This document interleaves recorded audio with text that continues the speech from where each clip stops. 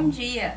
Estamos começando agora mais um Classe Trabalhadora em Debate e no início do mês, no dia 3 de maio, é comemorado o Dia Internacional da Liberdade de Imprensa. Foi uma data criada no dia 20 de dezembro de 1993 para celebrar o artigo 19 da Declaração Universal dos Direitos Humanos. Por isso, hoje, estamos recebendo aqui nos estúdios Antônio Pinheiro Salles, jornalista e escritor que lutou pela democracia no Brasil no período da ditadura militar. Seja bem-vindo, Pinheiro. Muito obrigado, Alice. É um prazer estar aqui. E ainda mais neste sindicato, que tem uma história, temos de compromisso com essa categoria, com os excetistas. E tive a honra de ser o primeiro assessor de imprensa da diretoria do Sintectro. E então fico feliz em estar aqui e poder falar sobre um assunto tão relevante, cuja memória tem que ser resgatada, preservada. Por quê? Porque sem um conhecimento pormenorizado da história, a gente, as pessoas, não têm a suficiente condição de falar sobre o assunto e, mais do que isso, ter uma atuação que não possibilite, e mais do que isso, que impeça o retorno da tragédia que nós atravessamos entre 1964 a 1985. Pinheiro, hoje vivemos uma realidade em que muitos brasileiros negam a existência da ditadura e, aliás, muitos reivindicam a instalação de uma ditadura militar no país. Para você, como que é ouvir isso? Essas pessoas que dizem que não houve ditadura do Brasil são totalmente ignorantes, estúpidos. Aqueles que são analfabetos políticos, como diria o Brecht, porque falar de um assunto sem qualquer conhecimento e chegar ao ponto de dizer uma ignomínia como essa é não ter seriedade, não respeitar a democracia e não respeitar o povo. Porque, como disse há pouco, nós atravessamos um período trágico na história do Brasil, que eu, como testemunho e como vítima das atrocidades da ditadura militar, me sinto com segurança para dizer que após os 3 séculos de escravidão, não houve na história do Brasil um momento tão difícil quanto esse período de 1964 a 1985. E é uma afronta também às vítimas como o senhor, né? Que passou por várias torturas naquele período, né? É uma agressão a todas as pessoas que têm e que assumem e reafirmam na prática o seu compromisso com a verdadeira democracia. Porque essa democracia que nós temos aí é plena de injustiças e marcas que vêm desde a época da ditadura militar. E tanto isso é verdade que, desde a posse, aliás, mesmo antes da posse, o capitão reformado Jair Bolsonaro tentou, com os seus seguidores, a materializar aquilo que ele defendia no plenário da Câmara Federal e aquilo que ele tentou impor durante o governo, ou melhor, desgoverno, que ele permaneceu na presidência do Brasil. Consequentemente, desconhecer a história e ter um comportamento tão aviltante quanto desse governo que felizmente teve fim, repito, é uma agressão. Agressão ao processo histórico, agressão à conquista da democracia e agressão, principalmente, à memória daqueles que lutaram para que a gente conquistasse um espaço como esse aqui, para ter, no mínimo, a liberdade de dizer a verdade e manifestar o repúdio integral a tudo que aconteceu neste país, porque nós precisamos, a cada momento, reafirmar o que estou dizendo. E por que isso? Porque a gente tem um compromisso, tem um respeito, temos um compromisso com a população e um respeito aos direitos, sobretudo aos direitos humanos, defendidos por todas as pessoas dignas de Goiás e do Brasil. E hoje as pessoas, com acesso à internet, tem aqui o seu celular, pode falar o que quiser, pode fazer um vídeo, reclamar, né, do governo, fazer de tudo. É porque lá atrás vocês sofreram, né, com a repressão, vocês não poderiam falar isso. E o senhor, inclusive, foi torturado por ser jornalista também e por lutar por melhores condições no movimento estudantil, né? Como que foi isso? O senhor pode contar um pouquinho de como foram esses 9 anos que o senhor passou preso durante a ditadura? Começando pelo final. Você fez uma pergunta importante e complexa, que justifica uma informação sobre diversos aspectos do arbítrio e do regime neofascista que vigorou neste país por tantos anos. E a questão da internet é uma evolução importante, claro, não só para nós brasileiros, não para nós apenas jornalistas, e para o conjunto da população. O que acontece é que isso se fortalece e é deturpada essa conquista. Por que deturpada? Porque conquistamos a liberdade de expressão.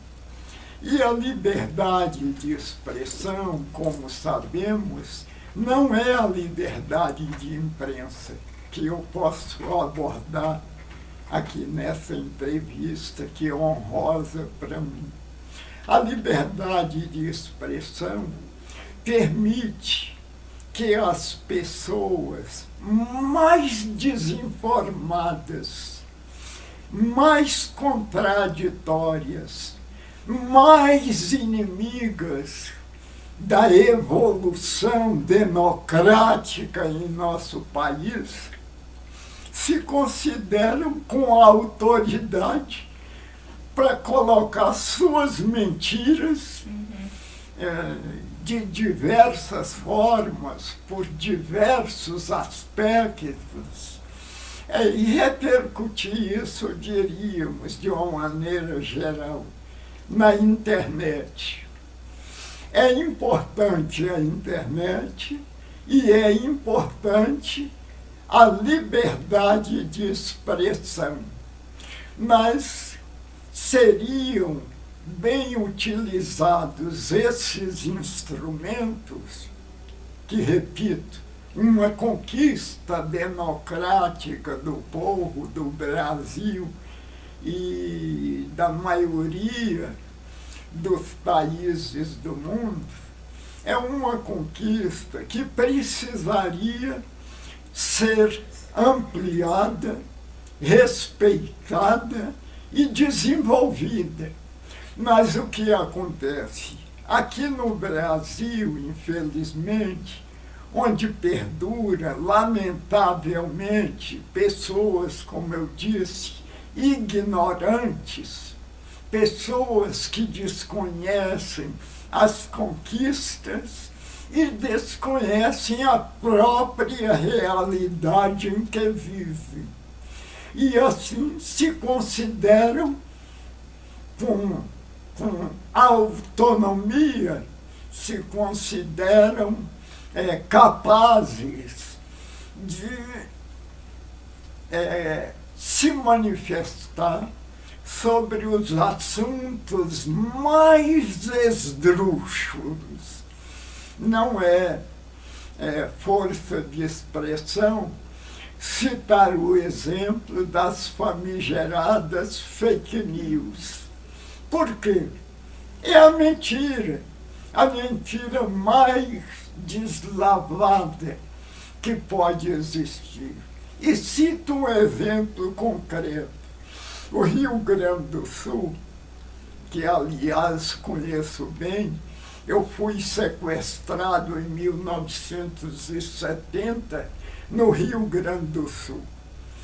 Depois vamos abordar este assunto.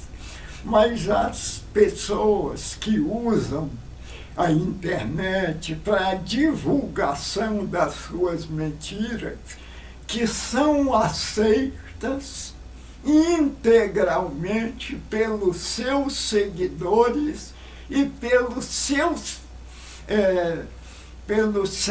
parceiros.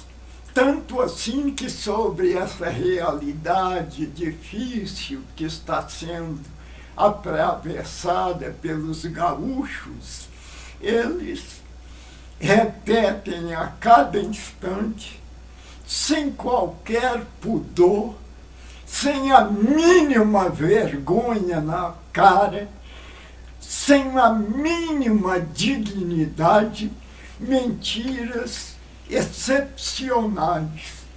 Divulgaram assuntos mentirosos que agridem não apenas o governo federal ou o governo estadual do Rio Grande do Sul, mas agridem principalmente o povo sofrido, vítima de uma enchente que não é apenas provocada pelas chuvas, é provocada também por pessoas ignorantes que não tomaram as necessárias providências de evitar situações como essa que está acontecendo. E isso a gente não pode aceitar. E sobre isso a gente não pode se calar, porque temos a responsabilidade e assumimos essa responsabilidade com a defesa, sobretudo, da verdade. A verdade que contribui e há de contribuir à medida que ela seja ampliada, que essa verdade seja divulgada, que essa verdade possibilite um comportamento diferente e integralmente comprometida com a nossa realidade e principalmente com um compromisso que pode levar as grandes massas do povo a uma transformação social que há de instalar neste país um processo de desenvolvimento da verdadeira democracia, que somente é possível numa sociedade socialista, porque esta sociedade atual e estas manifestações dessas pessoas, elas não têm nenhuma forma de compromisso.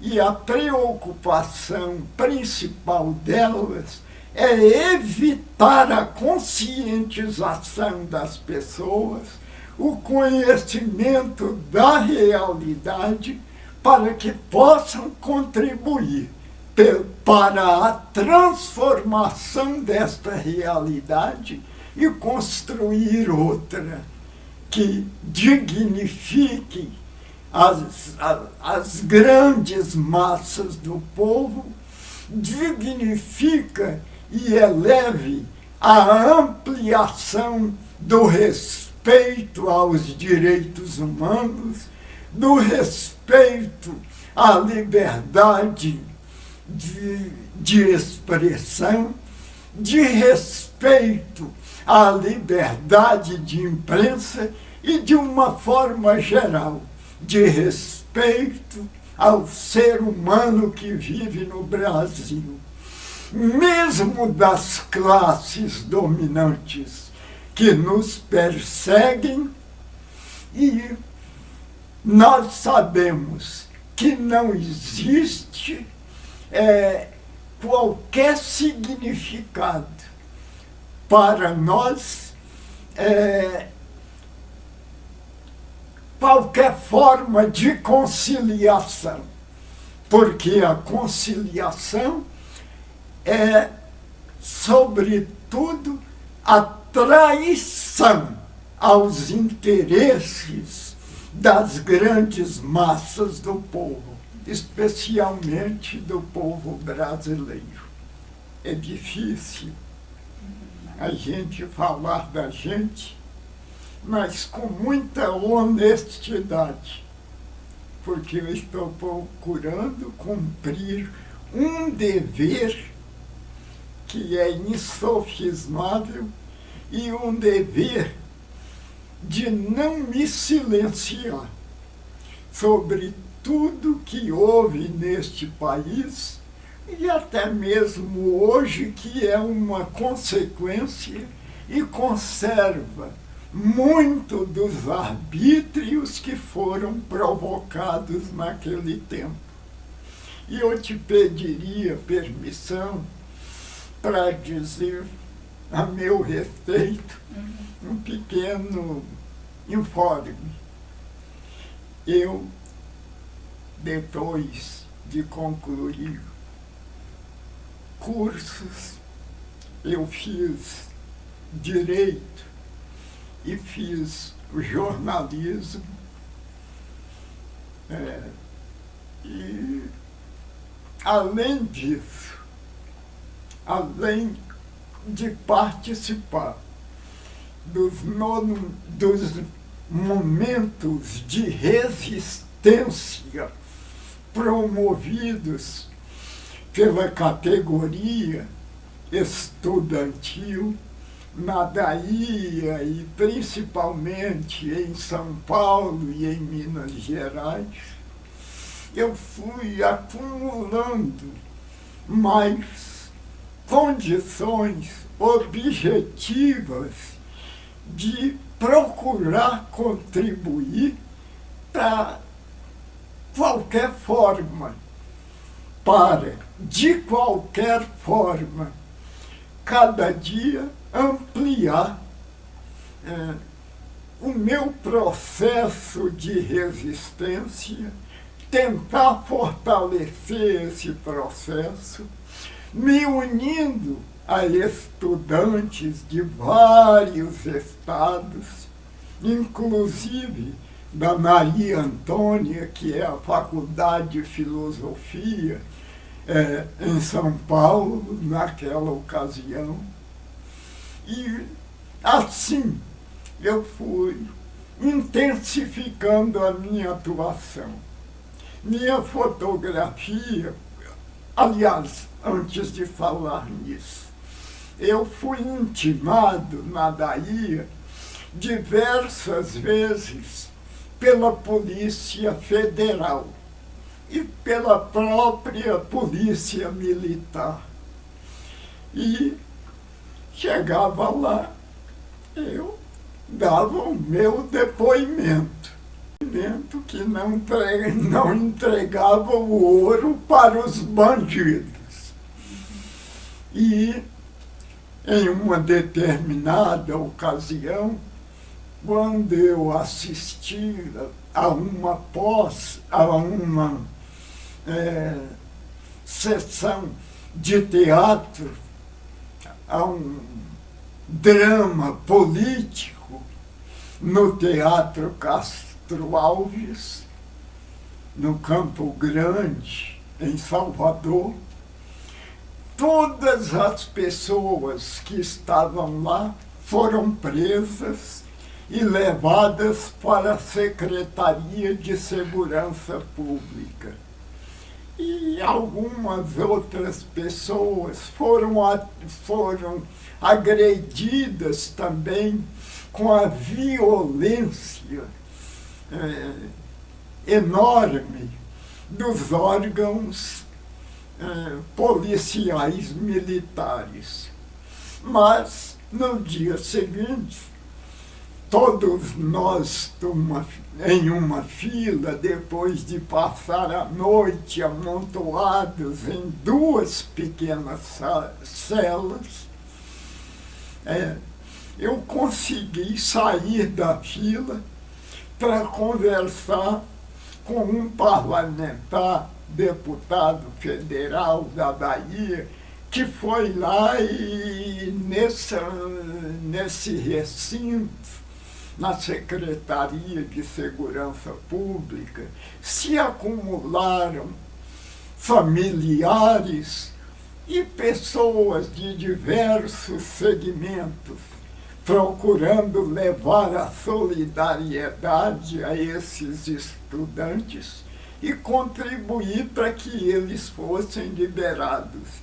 Eu consegui sair da fila e falar com esse deputado e mostrei as marcas da violência, principalmente em minhas costas, que em apenas uma noite ficaram arroxeadas com hematomas profundos. E quando eu me aproximei do deputado que mostrei isso, ele falou: vamos falar agora com o secretário de Segurança Pública e denunciar tudo isso que aconteceu com você, e eu vou exigir a punição dessas pessoas. Uma certa ingenuidade. Punição durante uma ditadura, e os ditadores, os principais mandantes e orientadores dessas violências. Enquanto o parlamentar me dizia isso, eu falei: eu não quero ir participar de conversa nenhuma com o secretário. Até logo. E deu um jeito de usar isso e sair, pegar um táxi que estava na porta e desaparecer. Então a violência foi muito grande sobre os estudantes. E, posteriormente, eu entrei na clandestinidade, assumindo uma identidade que não era minha, com um nome que não era o meu e atuei em alguns estados. E depois de São Paulo, eu fui para o Rio Grande do Sul, que tinha uma tradição de resistência que havia começado e intensificado, principalmente no governo Leonel Brizola. E lá eu participei das mais diferentes formas de atuação contra o regime militar. E participei de diversas formas na clandestinidade. Elaboramos panfletos, documentos, que com muita dificuldade nós conseguíamos divulgar. E tive uma participação superior a essa forma de atuação. Eu participei da luta armada, porque principalmente após a edição do ato institucional número 5, de 13 de dezembro de 68. Já após vários anos da ditadura militar, que, como eu disse, iniciou em 1964. E a partir de 68 foi imposto no Brasil o terrorismo de Estado. Pessoas eram sequestradas, conhecia os mais variados métodos de tortura e vários foram assassinados. A maioria considerada de pessoas consideradas como desaparecidas, porque os torturadores jogavam os cadáveres em alto mar, queimavam, jogavam nas regiões mais distantes da floresta amazônica e sepultavam também em cemitérios clandestinos, longe das cidades, principalmente de São Paulo, do Rio de Janeiro e de Belo Horizonte. E então não havia mais condições de uma resistência pacífica, de fazer como alguns setores que defendiam uma evolução extremamente pacífica e objetivamente conciliatória. Quando se esgotaram essas condições, é que vários setores reconheceram a importância e a alternativa de enfrentar a ditadura de armas na mão. E eu tive a honra e consegui participar dessas alternativas de luta. E atuei também ao mesmo tempo, no Rio Grande do Sul e em outros estados, principalmente São Paulo. E quando fui sequestrado na rua por forças do Exército e do DOPS, Departamento de Ordem Política e Social, o DOPS do Rio Grande do Sul, a Polícia Federal, sequestrado na rua. Fui reconhecido e sequestrado, tendo ao meu lado um companheiro, um camarada, que também participava dessa forma de luta. Tinha consciência suficiente para compreender que seria praticamente inútil qualquer forma de resistência pacífica, porque isso significava uma forma de conciliação. E sendo sequestrado, foi conduzido em uma viatura do Exército para a Secretaria de Segurança Pública do Rio Grande do Sul. E nesse prédio da secretaria, no quarto andar, é onde funcionava o terrorismo, onde funcionava a tortura mais ignominiosa que se pode imaginar, indescritível. E eu passei por esse processo. Tenho sequelas profundas e irresistíveis. Falo com uma certa dificuldade, porque tenho dificuldade de articular a minha voz, já que foram quebradas as minhas mandíbulas, quebradas com barra de ferro, de um lado e de outro.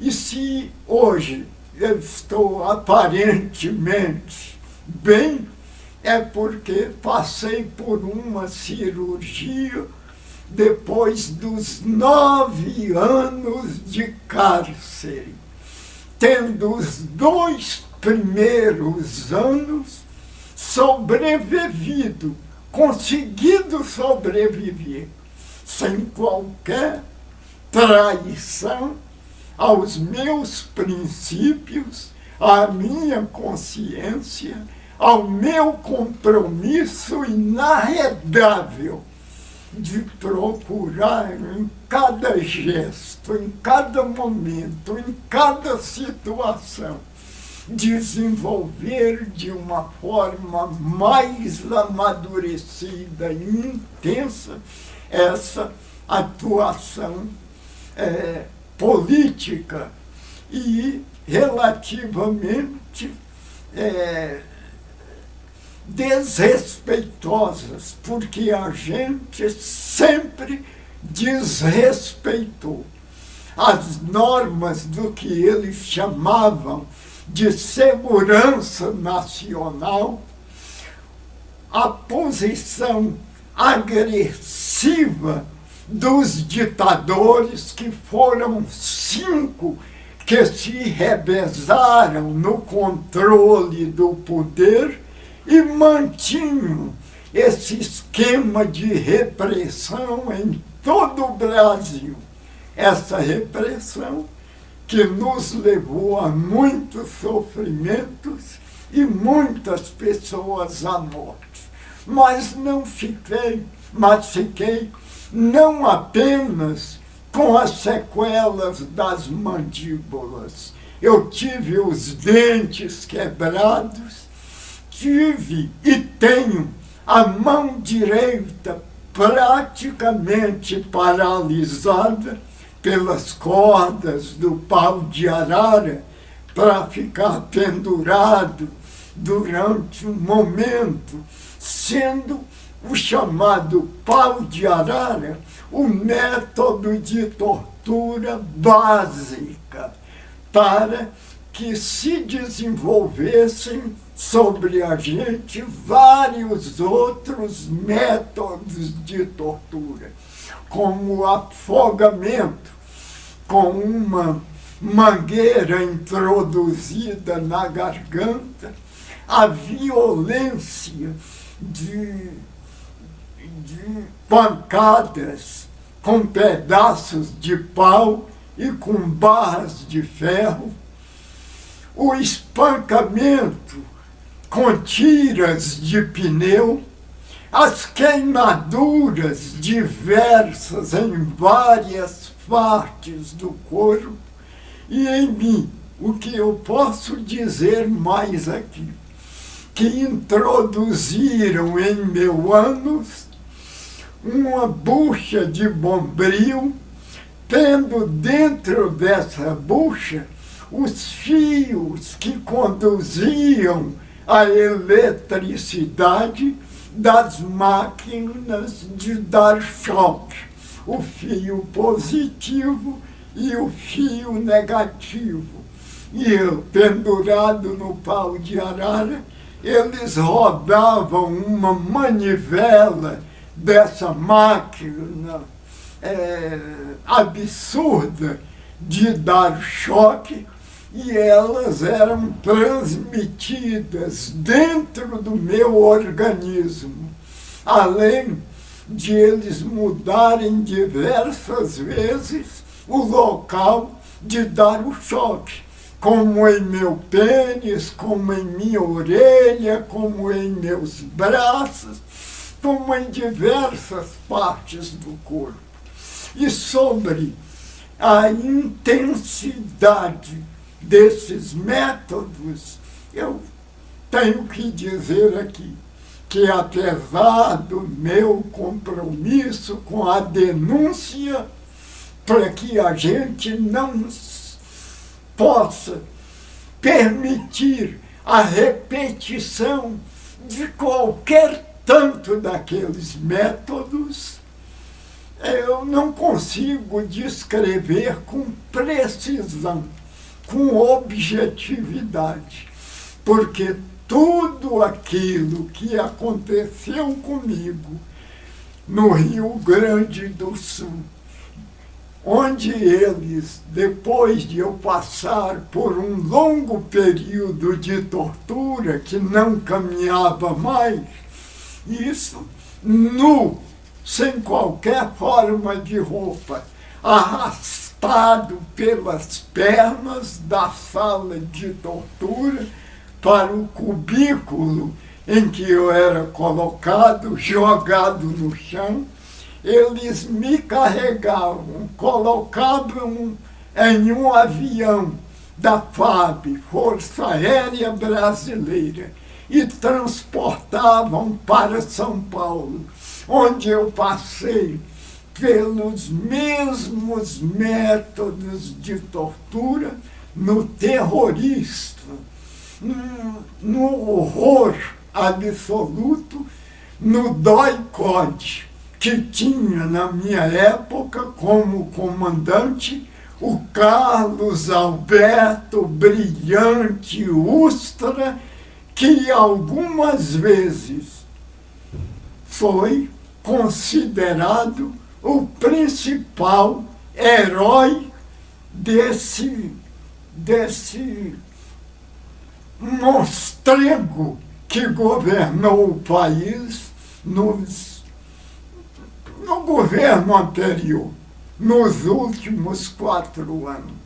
E assim, torturado em São Paulo e no Rio Grande do Sul, sobrevivendo a tudo isso durante, não de uma forma permanente, mas de uma forma intermitente, durante 2 anos.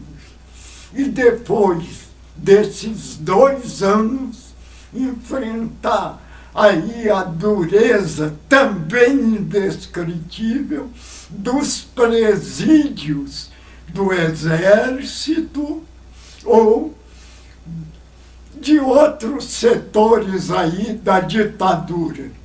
E nesses estabelecimentos, a gente passou por situações extremamente difíceis, como ficar durante o dia inteiro nos 10 homens em uma cela menor do que essa, sem poder sentar e sem poder caminhar.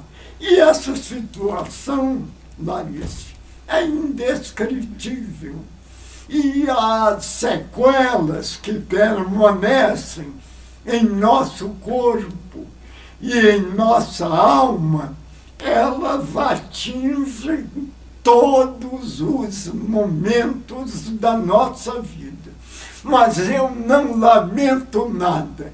Tudo isso faz mais desenvolver, mais intensificar com com o crescimento do meu compromisso com a transformação e, sobretudo, com a libertação da classe trabalhadora para a construção de um governo verdadeiramente democrático, um governo socialista com a participação de todos os integrantes da sociedade brasileira, que é, para mim, essa sociedade, quando eu falo, são as massas da classe trabalhadora oprimida e explorada. É um relato muito forte, né, Pinheiro? Eu acho que pra gente que está ouvindo é forte, imagina para quem viveu. Então, assim, é um absurdo eu acho absurdo quando as pessoas falam sobre a ditadura não existiu, no mínimo ignorância, né, das pessoas, porque tem relatos vivos em nossa sociedade de pessoas que continuam lutando para a construção de uma sociedade melhor. E aí, para a gente ir já finalizando, gostaria de perguntar como que você enxerga o estado atual de liberdade de imprensa no Brasil. Eu fui vice-presidente 2 vezes, em 2 mandatos, conquistado pelo voto direto e individual da Comissão Nacional de Ética no país. E durante esse período longo de 2 mandatos, eu terminei ampliando o que eu sabia pelos meus estudos, pelas minhas convivência durante um período de estudo. O que acontece? Eu tomei mais conhecimento.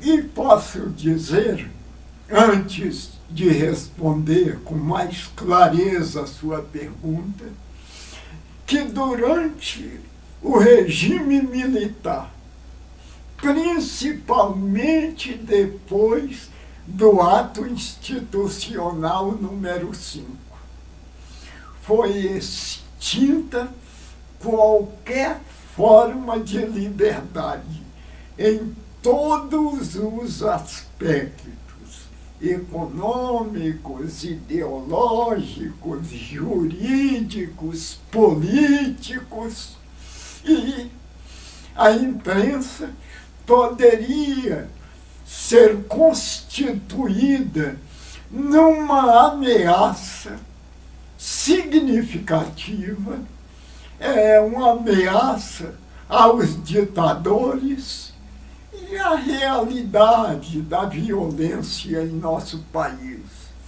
Então, se durante 1964 a 1968 houve uma censura intensa à imprensa, à cultura de uma maneira geral, a divulgação de qualquer forma, repito, da informação que pudesse contribuir para o desgaste do regime militar e chegar ao conhecimento da maioria da população. E quando eu falo maioria, por quê?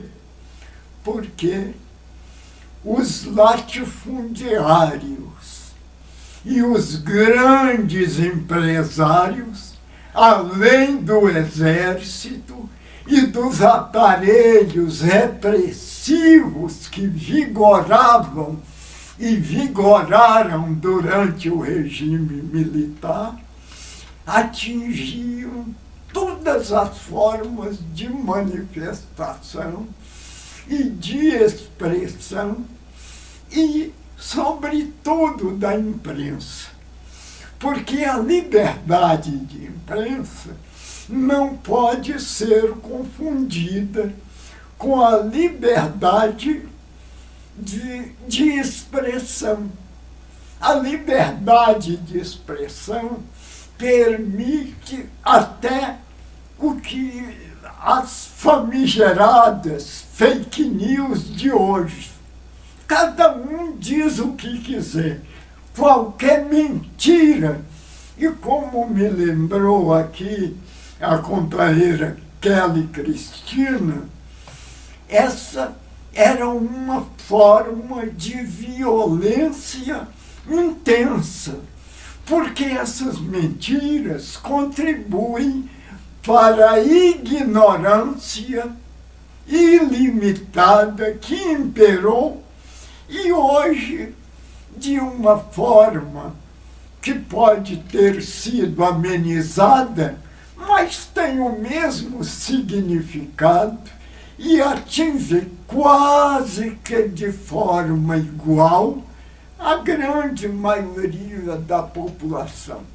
Porque, sobretudo, os grandes empresários financiaram a ditadura no Brasil, corromperam mais do que nunca e prestigiaram os agentes da tortura.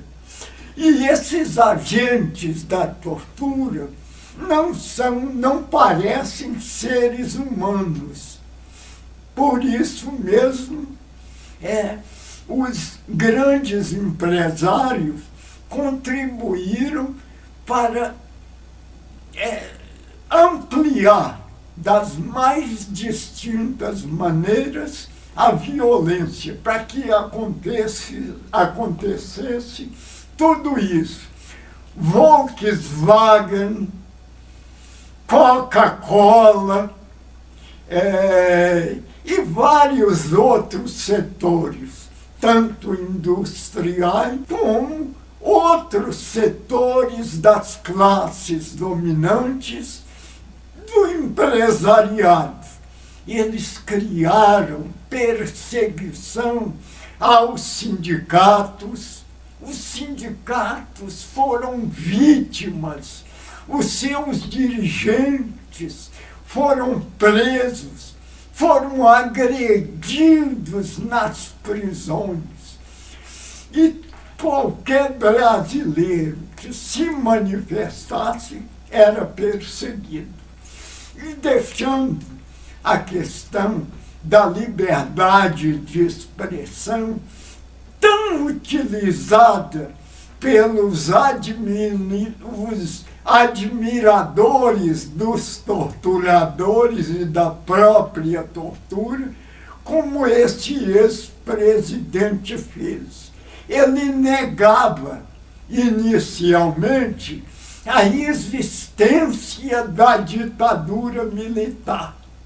E para ele foi um regime que permitiu o desenvolvimento do Brasil e utilizava dessas mentiras para atingir todos os seus seguidores.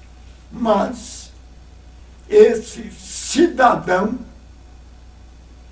se defendia, que praticava todas essas mentiras, que tinha como heróis os principais assassinos que atuaram no Brasil, aqueles que cometeram crimes contra a humanidade.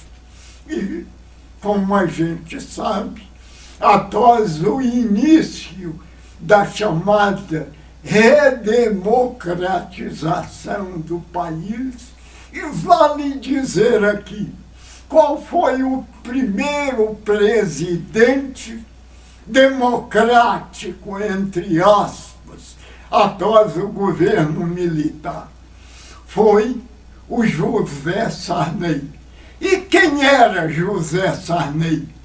Era o presidente de um dos dois partidos que existiam. O partido do Sim e o partido do Sim Senhor.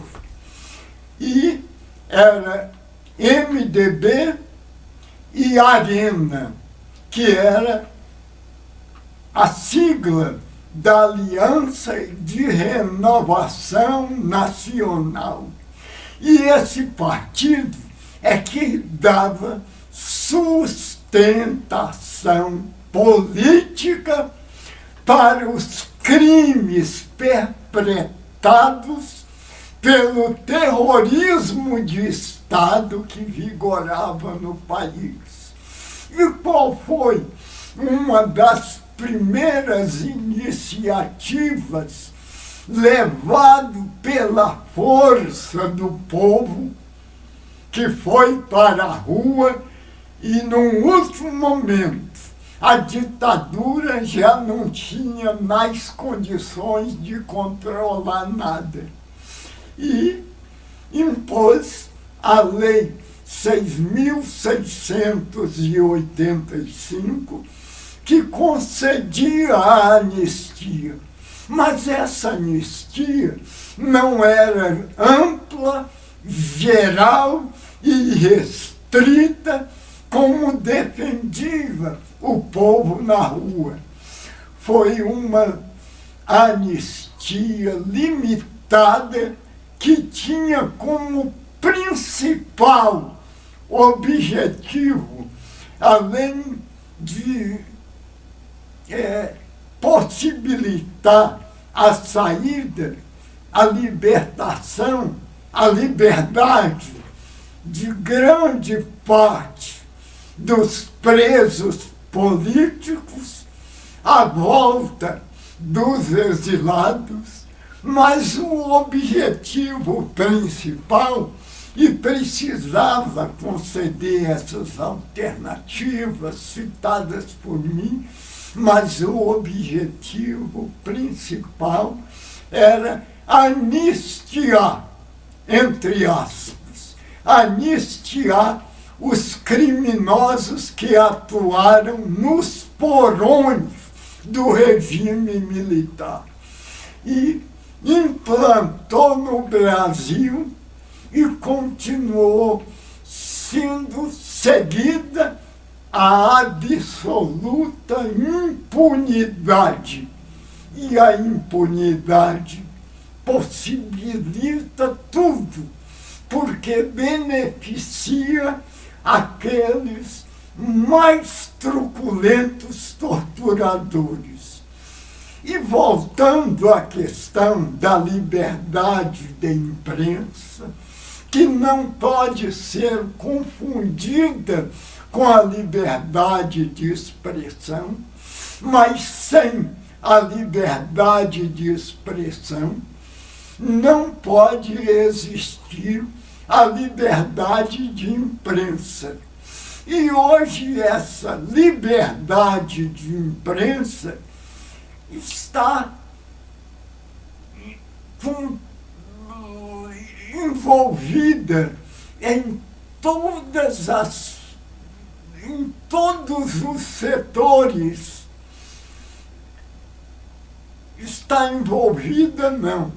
Ela atua em vários limites que são impostos por setores do governo e principalmente pelos setores empresariais ligados aos meios de comunicação. Os jornais, as televisões, as rádios, elas são manipuladas pelos seus empresários, pelos seus proprietários, que são reconhecidos como os testas de ferro das classes dominantes. E você, dezenas, centenas de jornalistas dignos que atuam no país, pela nossa atuação profissional, com a atuação nos órgãos de defesa dos interesses da categoria dos jornalistas, nós somos vítimas, para nossa atuação, das imposições dos empresários da comunicação, que funcionam de acordo com os interesses, sobretudo políticos e econômicos, dos empresariados brasileiros.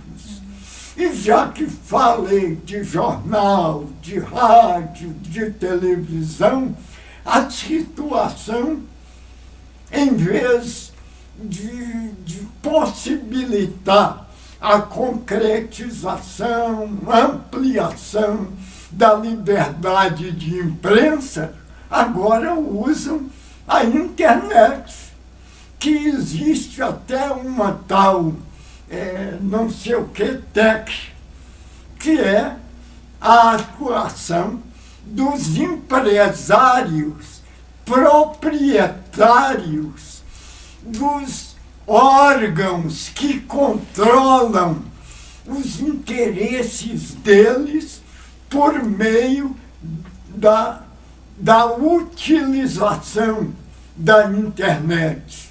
Setores aí que dominam estes setores no mundo.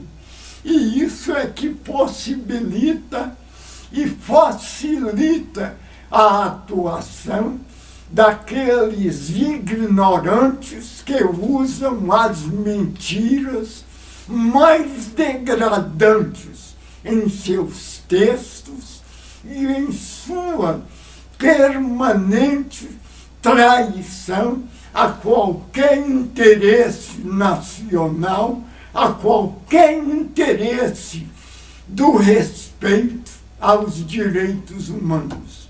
E eu quero dizer, especialmente a você, e quero dizer àqueles que eventualmente possam nos assistir, que aqui, mais do que nunca, nós temos que confirmar o nosso compromisso e a nossa intensificação da atitude, do comportamento, do exercício profissional, para não transigir em nenhum momento, não conciliar, fortalecer as entidades sindicais e fortalecer, consequentemente, a atuação de todos os profissionais comprometidos com a defesa da liberdade de imprensa, comprometidos com a democratização dos meios de comunicação para neutralizar o posicionamento das grandes empresas que se preocupam não com a divulgação da verdade, mas se preocupam com os interesses políticos e econômicos dos governos autoritários que existem ainda hoje no Brasil e com os interesses maiores do próprio capitalismo, do próprio internacionalismo e a ampliação em todos os países do mundo de uma imprensa que engana o povo e não tem qualquer tipo de compromisso com a verdade.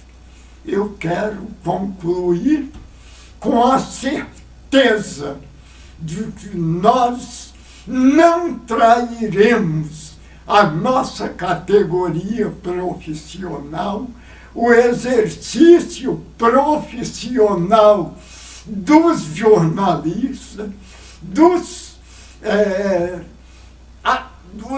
integrantes da nossa categoria, da nossa atuação libertária e verdadeira, da notícia fundamentada em princípios, fundamentada sobretudo com a verdade.